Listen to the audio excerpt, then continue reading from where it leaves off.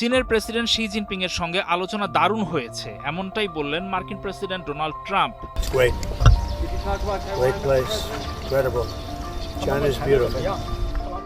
এই ঐতিহাসিক চীন সফরে বেইজিং এর গ্রেট হল অব পিপলে দুই নেতার মধ্যে এক গুরুত্বপূর্ণ বৈঠক অনুষ্ঠিত হয়। বৃহস্পতিবার সকালে সেখানে পৌঁছালে ট্রাম্পকে ২১ বার তোপধ্বনি এবং বর্ণাঢ্য কুচকাওয়াজের মাধ্যমে রাজকীয় অভ্যর্থনা জানানো হয়। বৈঠক শেষে টেম্পল অব হেভেন পরিদর্শনের সময় সাংবাদিকদের প্রশ্নের জবাবে ট্রাম্প আলোচনাকে গ্রেট বলে অভিহিত করেন। তবে তাইওয়ান ইস্যুতে কোনো কথা হয়েছে কিনা সেই বিষয়ে তিনি কোনো মন্তব্য করেননি। তিয়ানআমেন স্কোয়ারের পাশে অবস্থিত ওই ঐতিহাসিক হলে দুই রাষ্ট্রপ্রধান যখন পাশাপাশি দাঁড়িয়েছিলেন তখন বাজানো হয় যুক্তরাষ্ট্রের জাতীয় সঙ্গীত। ট্রাম্প স্যালুট জানান, আর চীনের প্রেসিডেন্ট শি জিনপিং লাল ও সোনালী রঙের মঞ্চে তার পাশে দাঁড়িয়েছিলেন। এই সফরের মাধ্যমে বাণিজ্য ও দ্বিপাক্ষিক সম্পর্কের জটিলতা নিরসনে এক নতুন আশার সঞ্চার হয়, যা বিশ্ব রাজনীতির প্রেক্ষাপটে অত্যন্ত তাৎপর্যপূর্ণ ছিল।